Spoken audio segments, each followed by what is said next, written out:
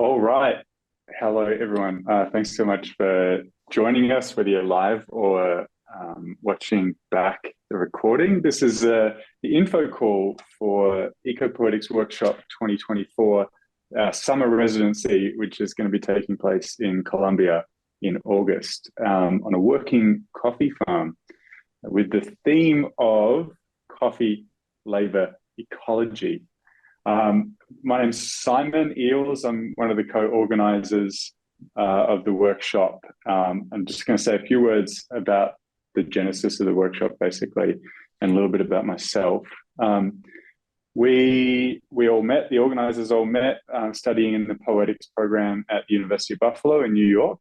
And we started talking about putting together an ecopoetics workshop in 2018.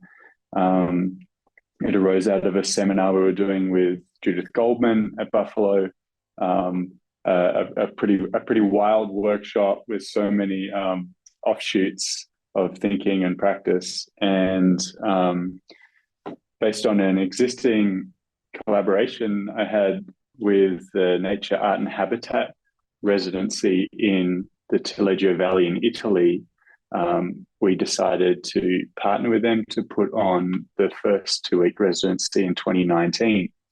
So they're established in the valley there in the Italian Alps, and we went in and curated a working group for 2 weeks, thinking about the theme of grasses and pastures, which was super great.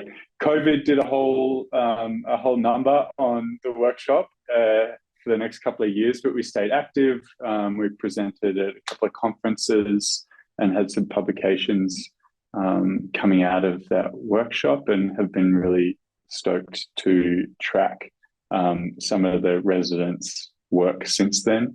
We know at least one course got taught at, where was it, in Colorado?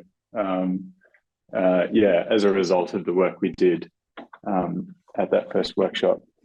And a lot's happened since then that we'll talk a bit more about in the rest of this presentation.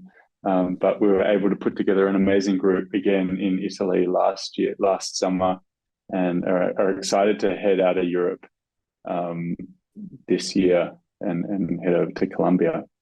So like our major sort of guiding principles are collaboration, criticality, and creativity. We try to do all those things and take all those things really seriously, and create a space, intellectual space, a physical space, like an imaginative space to do those things seriously. Criticality, I think maybe this is one of the, I mean, they're all pretty unique, but maybe people thinking about going to an art residency or a poetry residency or a writing residency might think about it just being sort of isolated time to be in a dedicated space. We like to think of ourselves as providing that for sure, but really emphasizing the fact that we're there as part of a group, and we want to be taking that opportunity to collaborate with one another and sort of break our brains open and try and think radical thoughts. And we also, I think something else that makes it unique is on the critical side, we really try to get into some theory and some poetics proper, and do a bunch of reading before we show up, so we can arrive and sit down and initiate seminars together, and not to just sort of sit under a tree and write about the sound of the river or something like this. About me, just before I pass it off, I'm from Melbourne, Australia. I left there to go and study and do a PhD at Buffalo, which I'm going to be finishing in the next few months. I live in Lisbon, Portugal right now, and have done for the last couple of years. I'm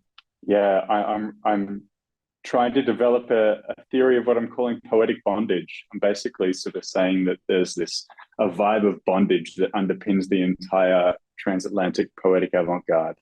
And so I've got 4 case studies of that, and I try and draw out 4 characteristics of that theory. And at the moment, I'm really I'm really trying to get to the bottom of the Black Took Collective for one of my chapters. So that's me. Brooke, would you like to say a little bit about yourself? Yeah, hi. I'm Brooke. I also am a part of the Buffalo PhD program, also hopefully graduating over the summer or, soon. And I work specifically on Indigenous and Latinx contemporary poetry, and I'm interested in specifically things that are coming out related to the southern border region, kind of broadly speaking.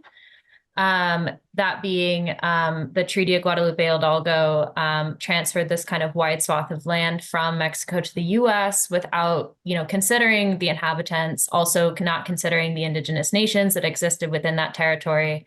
And so thinking about that space is like highly regulated, extremely enmeshed. And the poets that I work on, Jose Felipe Albergue, Anthony Cody, Natalie Diaz, and Esther Bellin are all kind of thinking about that space in different ways. Specifically related to kind of like the eco-critical side, the chapter on Natalie Diaz is thinking about kind of water rights and policies, specifically this phenomenon called, it's just like this weird legal language, which is wet water and paper water. And this comes about in like some code of like people getting like paper water rights, but never getting wet water. So there's this like linguistic bifurcation happening in the law of water. Specifically, just to talk a little bit about ecopoetics workshop, I came on between the initial 2019 trip and the 2023 trip. And I am just so fortunate to get to work with this group, and I have enjoyed just collaborating, creating seminars, the approach that's being taken. And I'll just speak briefly about the New York workshop. It was just a day-long workshop, but we hope to run more kind of micro mini workshops in the future in conjunction with our longer residency. And so that day we heard from a biologist and entomologist about the kind of watershed in the Central Park area and the greater like New York City and New York State region. Then we did a creative exercise led by Simon, where we like did a kind of productive walk. We did a creative exercise led by me and Brent, where we rode the subway out to the Jamaica Bay Wildlife Refuge, and did a collaborative writing practice based on that, which we can speak about more later. And finally, we out there heard from a park ranger and also just did a creative exercise led by Portland. So those are some of the things that we hope to continue doing in the future. And I'll go ahead and pass that over to Brent now.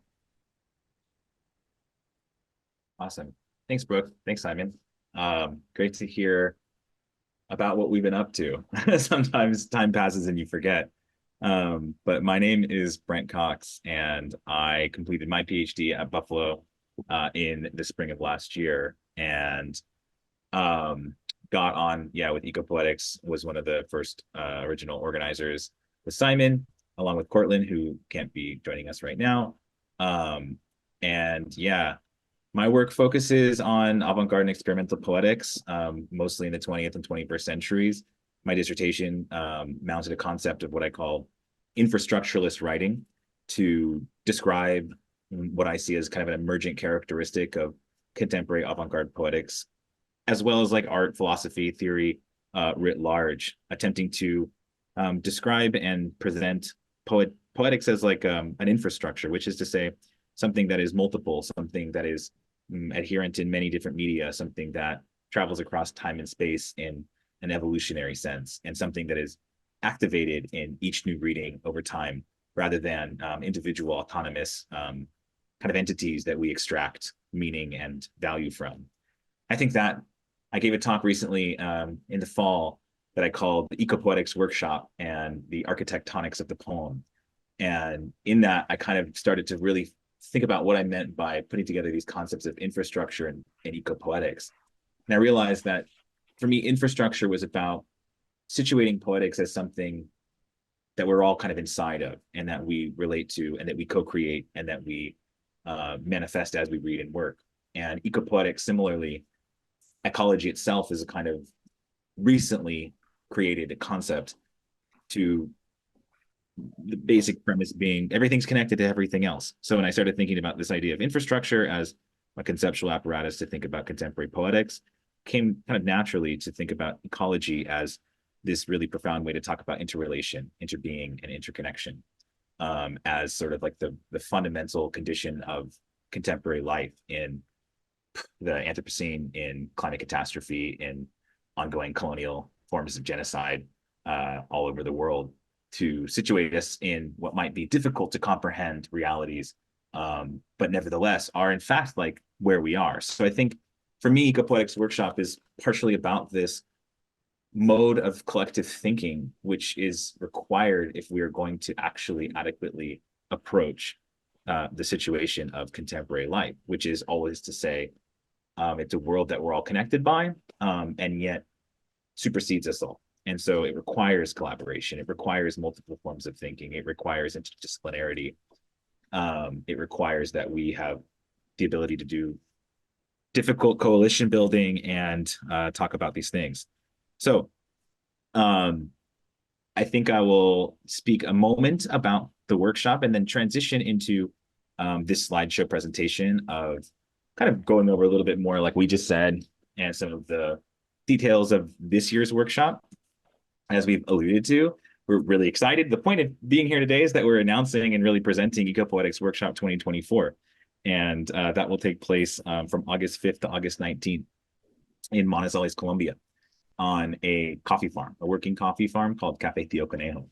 And in another part of my life, I do a lot of work in and around coffee. Coffee has become this kind of form of research, almost like a medium of my own practice. And I was fortunate enough to travel to this coffee farm and work with these folks at the beginning of last year, and learn more about their project, and really just learn more about the material being of coffee beyond the thing we drink in a cup. So it became a kind of way of studying probably these two things that I've been obsessed with, which is infrastructure and ecology, as a coffee cup being what we take as a vernacular given in our ubiquitous day-to-day lives, and yet is precisely only the consequence and result of an enormous network of labor, human, non-human labor forces, ecologies, so it's extremely vast and interesting. I think it also has, really valuable, provides really valuable lens on looking at colonial history, looking at contemporary economic and power asymmetries across the world. That, again, I don't want to say we're going to demystify coffee in this workshop, because I don't think that's possible, but I do want to say that part of the fundamental ground of being on the ground with coffee is meant to suggest a different and alternative approach to engaging with these global networks writ large. No, look, head into the presentation, but like we spent a bit of time together in Portugal when you were here, and I was just really fascinated to like be talking with you about your discoveries about this sort of global network of coffee, and really tracking it all the way through, in like a cheesy phrase, to the source, to the coffee bean that's growing on site and the people picking it, and this whole thing, because it's really like this. Yeah, it drives the creative market, it drives the academic market, this drink that we sip addictively, most of us every day, so it, in some senses, it really symbolizes something that we're trying to track, as I think you're already saying. It really symbolizes something that we're trying to track through with the workshop in general. Okay, hang on, I'm drinking this every day. Where the fuck does it come from? What is going on here? Who's making it? What are the hidden?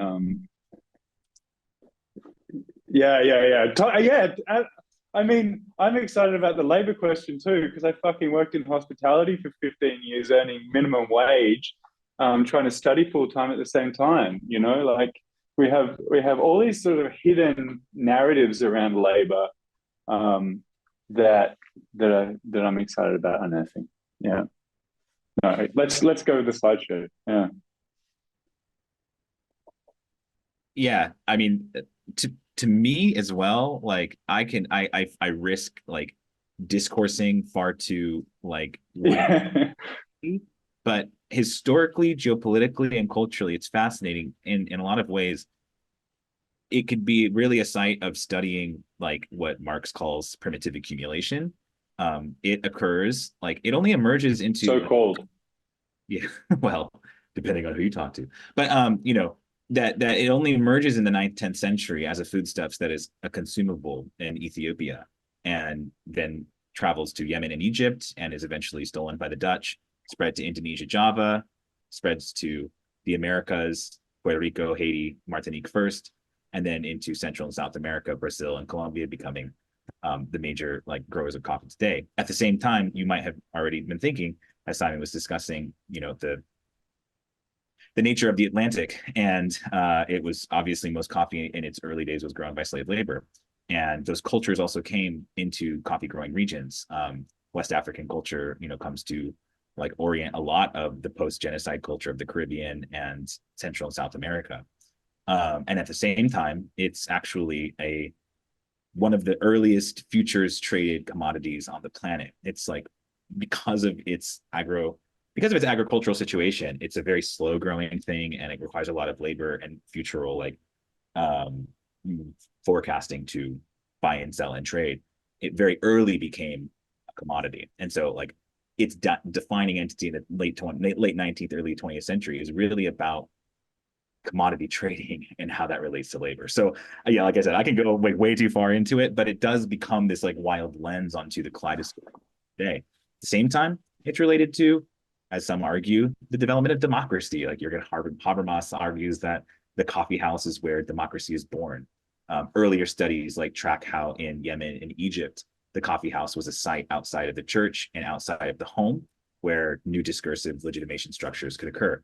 And that becomes the ground for, some argue, like the French Revolution. The Haitian Revolution also was like oriented around coffee. On the one hand, they like got rid of coffee, and on the other hand, they tried to like keep using it as a means to like develop an economy in Haiti. So those questions like are fundamental to, well, like I say in somewhere, like every avant-garde had its coffee house, but which avant-garde has had its coffee farm? Which is also to the point that are also where symbolism and French Impressionism emerges, and other avant-gardes in the 20th century are always famously oriented around coffee culture and cafe culture, precisely for its like stimulation of discourse and being an alternative space from all these other places. At the same time, like I think, like I'm interested, like Simon, you're saying, about the way that even in avant-garde history is a kind of mystifying reality where the coffee house and coffee itself was always built on top of a completely invisible labor force, at least in certain parts of the world. And getting those like kinds of thinking, I think, are part of what we're interested in doing. So yeah, once again, we're here to present Ecopoetics Workshop 2024 with thematics of coffee, labor, and ecology. The workshop will take place from August 5th to 19th at Cafe Tio Conejo, a working coffee farm in Manizales, Colombia, at 2,000 meters. And this is a photograph from the farm that I took while I was there at the beginning of last year. Ecopoetics Workshop is a 2-week residency focusing on collaborative, critical, and creative approaches to the nexus of poetics and ecology. We welcome applicants from all fields committed to innovative aesthetics, poetics, and rethinking the human-environment relation. Ecopoetics is an autonomous nomadic residency focusing on creative, critical, and collaborative approaches to the nexus of poetics and environmental issues. We kind of orient our thinking and work together around aesthetic practice and research. So we like to think of ourselves as doing a form of immanent poetics research, which is to say, unifying the concepts of aesthetics with actual knowledge creation, and recognizing that these two categories of thought, or these two conceptual realms, are always working in interrelation among ourselves. We gather artists, poets, multimedia and movement artists, scholars, theorists, philosophers, researchers, and creative thinkers of any kind committed to advancing the way humans conceive of, and enact their relationship to the environment. We consider ecopoetics an expanded, open-ended research program and an unbound aesthetic practice, aiming at becoming better stewards of the human-nature relationship, with an understanding of that relationship being one of inextricable entanglement. Our goal is to foster a rigorous practice of care for each other, care for place, care for land, care for history, and any and all ecological situations, which is to say, everything. We are interested in investigating and producing novel modes of ecological poetic engagement, from poetry and poetics to multimedia practice, from philosophical thinking to site-specific engagements. Ecopoetics Workshop has been organized by 4 folks. Cortland won't be joining us this year, but has been a fundamental organizer in the past at our workshops in Italy in 2019 and in 2023, as well as in the fall in New York City. But it's composed of Simon Eales, Brent Cox, Brooke Bastie, Cortland Bird, and we gave our introductions at the beginning of this, so I won't go over that too much again. These are some of the institutions we've collaborated with. It's a necessary evil to present yourself in this way. Ecopoetics Workshop 2024 with the themes of coffee, labor, and ecology will take place at Cafe Tio Conejo. Our workshop themes will be coffee, labor, and ecology. If the first ecological thought is everything is connected to everything else, then coffee provides a rich ecological lens through which to view and engage questions of labor, ecology, colonial history, and more. Considering it as one of the most consumed beverages on the planet, it undoubtedly connects us all. In addition, given that coffee thrives best in highly biodiverse environments, a coffee farm is by nature a ready-made ecopoetical lab. Indeed, Cafe Tio Conejo is a constant experiment in agroforestry, in the study of biodiversity, and in the human relationship to the environment, as well as history and global economies and all of these kinds of questions. So these are some images from our first workshop in Valtaleggio in 2019, where we held 2-week summer residential workshops, where we gathered participants to live together, study together, and interact with the natural environment while considering the poetics of ecological issues and expanded aesthetic practice. Our participants and collaborators were MFA students, PhD students, professors, poets, artists, musicians, sculptors, dancers, filmmakers, theorists, philosophers from notable institutions like Duke University, the University of California, the KTH Royal Academy, and more. Simon, do you want to talk a little bit about like the overall structure of our time? Yeah, for sure. Yeah, like I was saying earlier, we're really excited to be able to create both individual working time, which people might more readily associate with what it's like to be on a residency. You get to go and be in a nice place, not have to care so much about other day-to-day tasks, or maybe you've set that time aside to work on a project. So there is that element to what we're doing. And we break that time up with intensive working together. So we like to think of it as on days and off days. On days, we usually meet in the mornings to all together and have a seminar together. One of us organizers has often led those seminars in the beginning portions of the workshop. Then towards the end, it has felt really amazing to be able to just pass that over to the group, and it often becomes participant or group led, those seminars.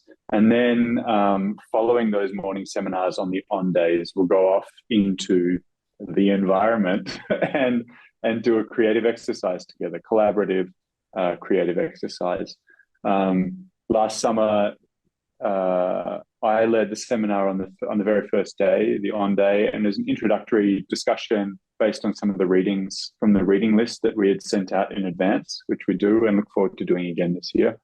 So we really collected a lot of the thoughts that people had on the theme that we were looking at, and then went off to a spot. We walked for about half an hour and found a spot and basically did poetic sketching to hone our attention and to get some vocab working through our hands and through our minds, and then translated one another's poems in real time. So setting time One of the exercises went for 20 minutes, for example, where we translated a poem that one of the other group members had just written. So that's kind of an example of some of the things that we do. And that moves quite quickly, and it's real time and we're drafting stuff, but day after day, it's the benefit of being there for 2 weeks altogether. Day after day, that work builds up. And by the end of it, we have a final presentation on the very last day. We really encourage people to have at least one honed piece of work that they've been developing the entire time. And it's really amazing to feel the vibe in the group on the last couple of days before the final presentation when people are locked in after a week and a half of focusing. They really want to turn out something to show in that final presentation, and we've got video documentation of that final presentation, and it was an incredible event. It really was. People turned up. So that's a little bit about the schedule. Yeah, I can go back to the slideshow for a moment and pass it to Brooke in a minute too. So as Simon said, we orient the workshop around on days and off days with like very structured and programmed time and time that's available for folks to come and do work of their own. While we encourage, as Simon said, like folks to hopefully complete some kind of thing by the end of the workshop, it's also an opportunity to do work that you are bringing from elsewhere from before and hopefully will push through. So we've had folks working on dissertation chapters, books of poetry, on theoretical work, on different forms of research and practice, sculptors as well, musicians. So that what can be accomplished at the workshop is quite varied. We've also, last summer we had a few wonderful guest speakers via Zoom: Jonathan Skinner from the University of Warwick, Joanna Makauska from the University of Warsaw, Orchid Tierney from Kenyon College, and Nuno da Silva Marquez, Swedish Institute of Tech. We'll have some other guests being announced in the coming months as we start formalizing the program a little bit more clearly. And as Simon mentioned, we always end the workshop with a wonderful celebration and a performance of the works. Brooke, would you like to speak a bit about the workshop in New York City? Sure.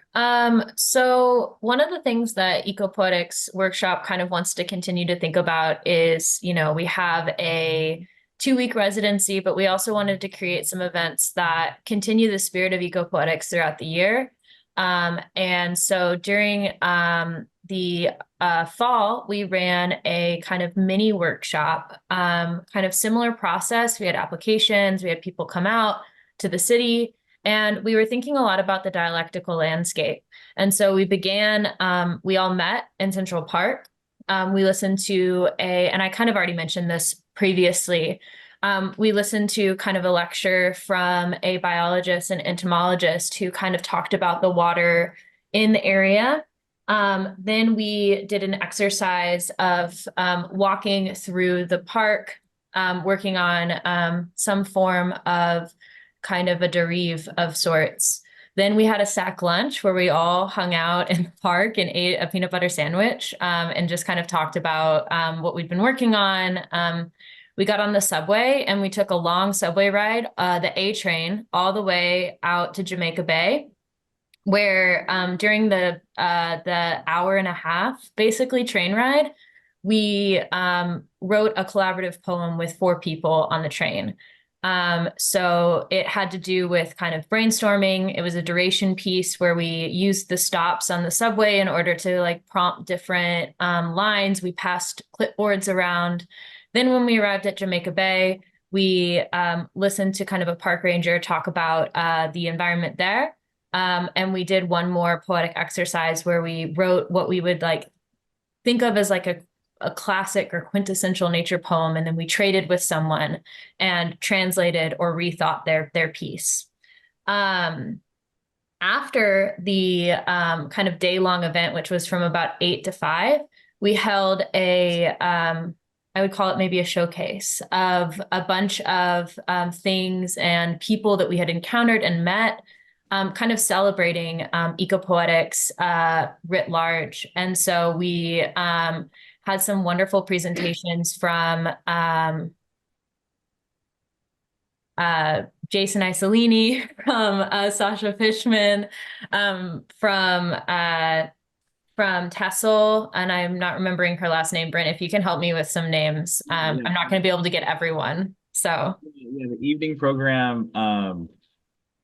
Yeah, we had a quite eclectic cast of presenters and performers, consisting of media artist and sculptor Jason Isolini, a sculptor named Sasha Fishman, who also was at the workshop in Italy, along with Rachel Keene, who is a copy professional who works in copy exporting, and Ivanov Castellanos from Cafe Tio Conejo, where we will be in Colombia, gave a puppet show about his coffee farm. And we had a talk by Tessel Venabor, who works on radical feminist textual ecologies, and in particular, Kathy Acker. So she was speaking about some recent archival work she'd been doing on the poet Kathy Acker, and a wonderful performance by Edwin Torres, a great Puerto Rican experimental language-centered poet.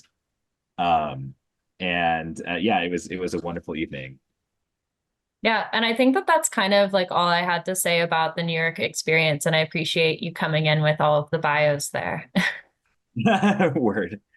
Great. I'll continue with the slideshow. Am I working? Yeah. Okay. Yeah, so from these experiences, both of the long residencies in Italy, we produced chapbooks. One called Field Notes from Regenerative Economy of Fields, as well as Site Non-Site Ecopoetics Workshop 2023. And as Simon mentioned, other outcomes from the workshop have included courses being taught related to things that we studied together, as well as future publications from other folks in the workshop of a variety of kinds. I'm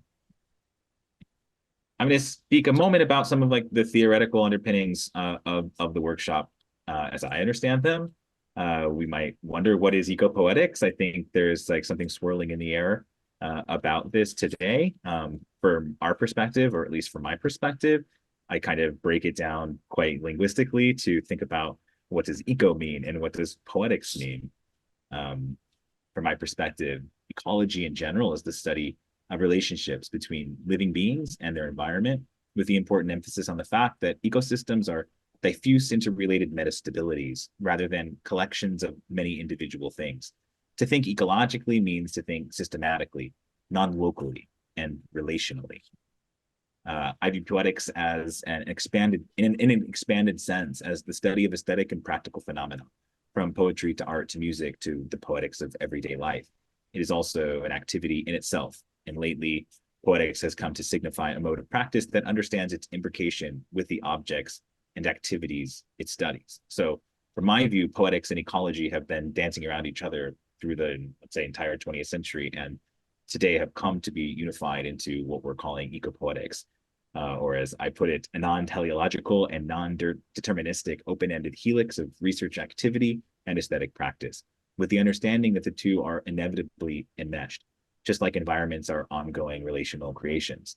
It is our evolving aim to apply the insights of ecology to poetics and poetics to ecology in a topological twist of research and practice. We hope this humble approach to the avant-garde might function as something like an ineffable chemical catalyst on staid conventions, opening space for ecopoetics itself to evolve into something not just concerned with environmental issues, though it is surely that, but rather an approach to art making, poetry, and research that is itself ecological, i.e. relational, entangled, unfinished, transforming and transformational. Finally, at the end of the day, ecopoetics resists description, and that's all to the point. It might be understood better by providing examples, which we've been doing throughout this presentation.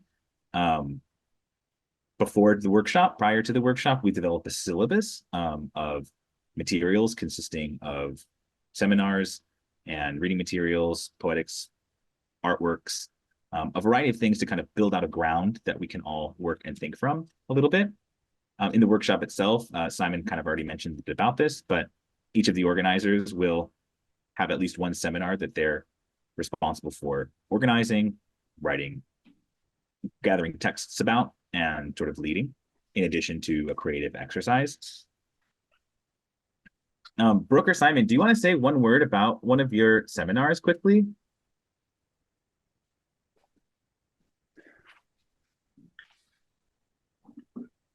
Mine was incredibly introductory, it turned out. What I tend to do, I notice, is really, especially in the workshop setting, is really try and make the group the text in a way. It excites me. So we'd done a bunch of reading. I'd set the reading list for the seminar, which was happening on the first day. But everyone was sitting there together, excited to be there. And people were just like coming up with absolute gold on the theme that we had proposed. And it was just an amazing conversation, actually. Pulling out images with regard to air. We were thinking generally about air and poetics and ecopoetics. So, in my thinking, the seminar really just oriented towards the fact of the group emergence. Brooke, do you want to say a quick word about your seminar? Sure. So my seminar kind of undertook the idea of air as humanly conditioned or non-humanly conditioned. So thinking about kind of the wide range in which the air is this kind of, we were thinking about it as like this medium or a conduit that is and is not within our control. So the ways in which we try to control the air through air conditioning, through scent, through things like this. So thinking about Febreze advertisements, about odor, about the invention of air conditioning and its relation to kind of like capitalist production. And then also the other kind of end of air, which we were thinking during the time, North America was experiencing a lot of wildfires and the smoke that was being kind of carried across from that, as well as like in the wake of the pandemic. So we read some poems that had to be thinking about the kind of miasma of air and things like that. So it was a really productive space to kind of think about these kinds of extremes, also about who has access to different things, like who has access to air conditioning or where are we failing in these kind of ways. So yeah, that was my seminar. Cool. Brent, do you want to say something about yours? Yeah. What was my seminar? I don't remember.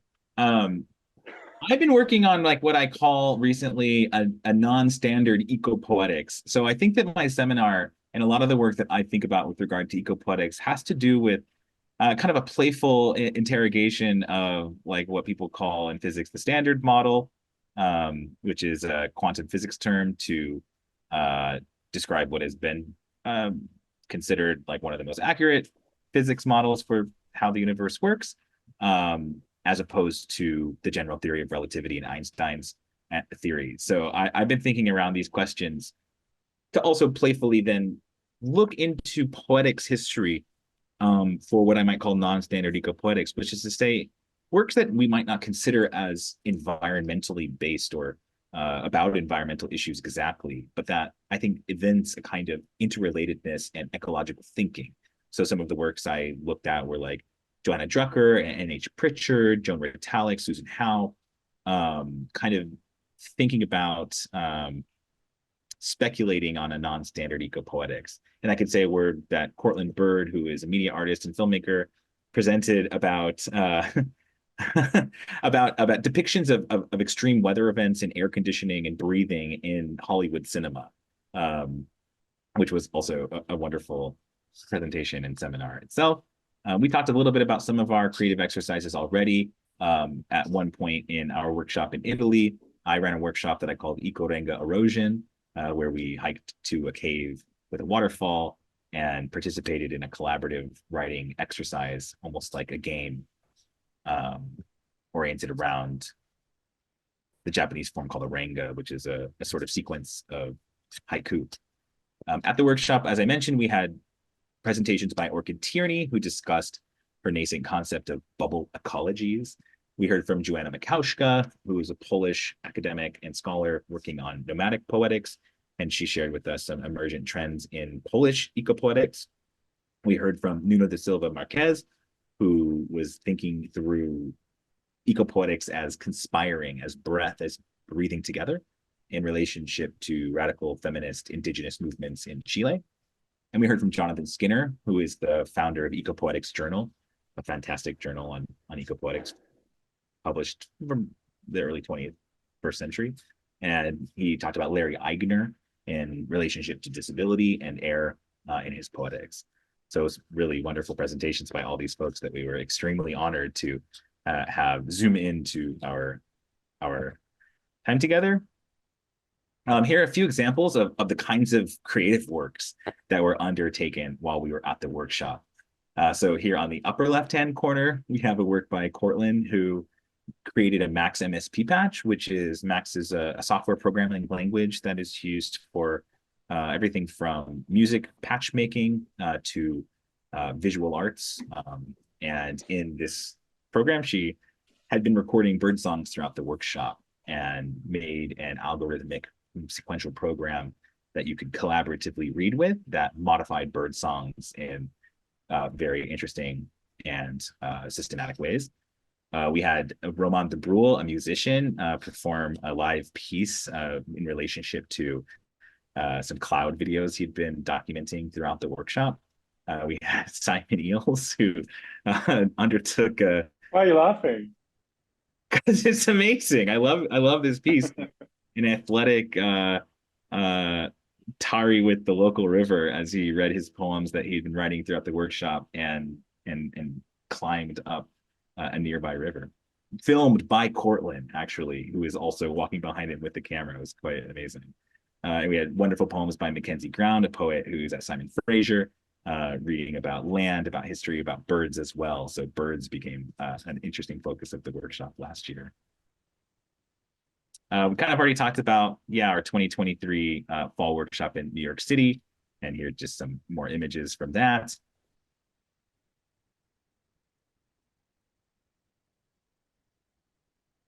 And the folks that I had already talked about. So in 2024, we will continue to grow this mycelial network of ecological artists and keep thinking through the way ecological thought informs our understanding of ecology, environmental catastrophe, and aesthetic practice at Ecopoetics Workshop 2024. Coffee, one of the most consumed beverages on planet Earth, and missing a word there, is one of the most consumed beverages on planet Earth, and provides a unique lens through which to engage urgent ecological questions. Questions of environmental degradation, questions of climate change, geopolitics, coloniality, colonial history, questions oriented what is, for the majority of humanity, a vernacular daily habit, while at the same time being one of the most complex systems of agriculture, labor, economics, and power extant today. We will hold Ecopoetics Workshop 2024 at a coffee farm in Colombia, one of the most famous coffee growing regions on Earth, and it's notable for its high quality specialty coffee and huge coffee growing population with around 540,000 coffee growing families. This is an image from the coffee farm in Manizales, Colombia.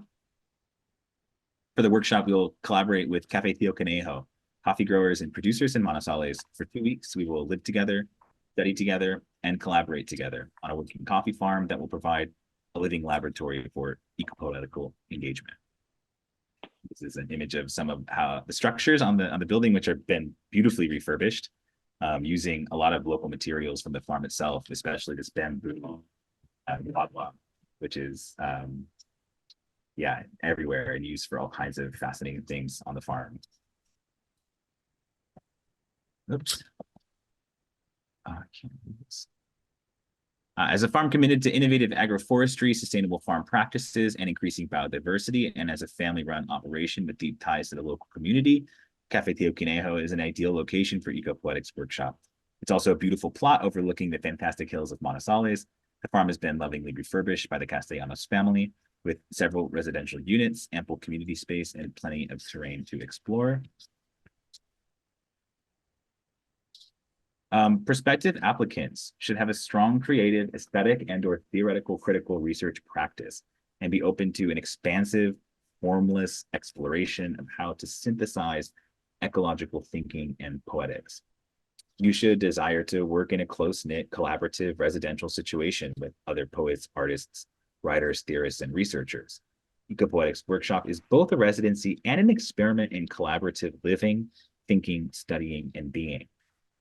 You should possess a deep interest and curiosity in studying the natural environment and environmental issues through an expansive lens of knowledge and aesthetic practices, including but not limited to poetry, art, critical theory, architecture, design, sculpture, music and sound, cosmology, science, collective play, technology, philosophy. We're very much interested in multidisciplinarity, transdisciplinarity, and collaborative disciplinary practices. And you should be excited to explore the intersection of coffee labor and ecology while living on a coffee farm. And that means being prepared for a delightful and somewhat rugged, even adventurous 2 weeks. Accommodations on the farm are lovely. At the same time, you can expect hiking, a semi-tropical environment, altitude changes, dirt, plants, insects, and everything that comes with on-the-ground work, living on a farm. Some more images from the farm itself,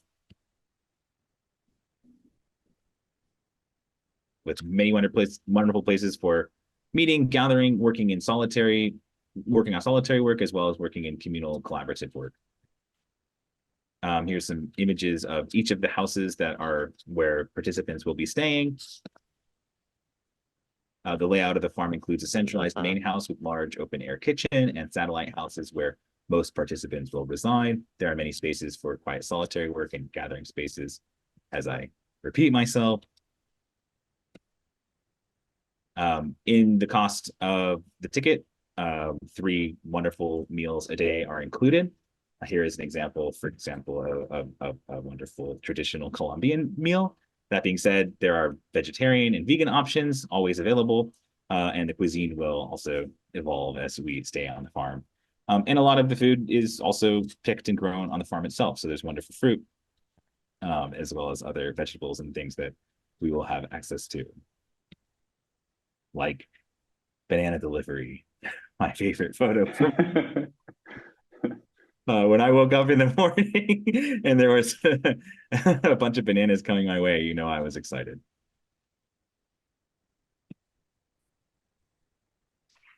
So yeah, we'll also be learning about coffee processing and picking and harvesting. And I think some of this provides real on-the-ground work oriented around the kind of labor that coffee goes through in order to reach our cups every day, from cherry to drying beds to other processing facilities, holding and husking coffee. All of this will be part of the experience of being at Cafe Tio Conejo, to see how coffee is transformed from a cherry that grows on a tree to a cup that we drink all over the world, which I say here. Every part of the coffee process includes a dynamic interaction between human labor and natural processes, from the interrelations between insects and coffee trees to the broader biodiversity naturally emergent from a shade-grown coffee farm, to the fermenting interactions with bacteria and yeasts in processing, to the machinic hauling of parchment, packing, and shipping. As mentioned, while your work need not explicitly have to do with coffee, the workshop presents fantastic potential for coffee-oriented exploration, even picking and processing our own ecopoetics coffee, which is one of my hopeful goals, is that we can actually like make our own coffee from this experience. Manizales is also an intellectual center with several large universities nearby the farm, and it is the site of a large volcanic eco-park. So both of these facts provide ample opportunities for community engagement, as well as exploration of the natural environment. Further, Manizales is only a short flight from the thriving city of Medellin, an extremely popular contemporary travel destination with a booming cultural scene.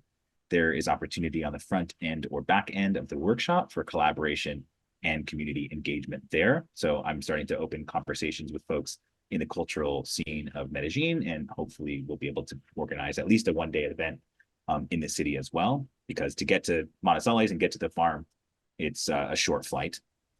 35% of Colombia is covered by the Amazon rainforest. Indeed, Colombia is the second most biodiverse country on planet Earth.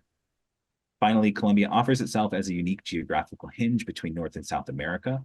It is a nation resurgent following political crisis, home to a large population of indigenous people celebrating their unique and extremely diverse cosmologies, and a new generation intent on making their voices heard in the contemporary world.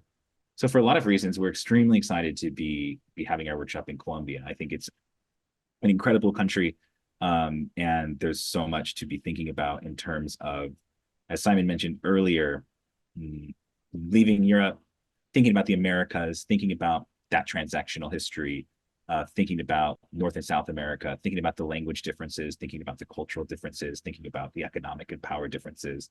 All of this is part of the story of globalization, coffee, and ecopoetics as well. The cost of the workshop will be for 2 weeks, $1,200 per participant. That includes the 2-week stay on the farm, all accommodations, including 3 meals a day, and transportation to and from the airport, as well as all of our organized activities and seminar programming and everything else. So our goal has been to try and keep the cost reasonable for people, and especially those who are grad students or others who may not have a lot to their name. But we also want to work with you to attempt to finance your trip using your programs, using whatever is available to make that happen. Okay, so I think I will end there and just say thank you for listening. So, yeah, Lynn Haginian passed away, and she's someone who's been a serious inspiration for probably the three of us for sure, and many people interested in ecopoetics. She and Leslie Scalapino put together Hearing collaboratively over a number of years, and in the preface, Lynn Haginian writes, in composing Hearing together, Leslie and I experienced being wide awake in a world to which one can never be entirely or permanently reconciled. That lack of reconciliation is a powerful thing, in an incomparable aesthetic force. I learned much about it by writing my contributions to Hearing, and I could never have written them except in conversation with Leslie. And one of Lynn Haginian's sections, they go back and forth in correspondence, meditating together on sound and hearing. A child's wailing over rhythmic, industrious noises of workers, one with a scraping shovel moving through dirt, giving an occasional ping, striking concrete or stone, one soaring, forming a location outside the sounds which no motor drives. The acoustics being only those of hand tools and the child's wailing, not furious, but like my grandfather's absent-minded humming, a vocal contemplation sounding out the background. The child, like my grandfather perhaps, thinking of something else, forging empathy. Music does that. It forges empathy with one's body. Physical work also, and of course all the senses. Heard inside and out, one fiddles, blows, sweeps, hammers, etc., advancing out of darkness, privacy, in empathy, sound giving us something to remember.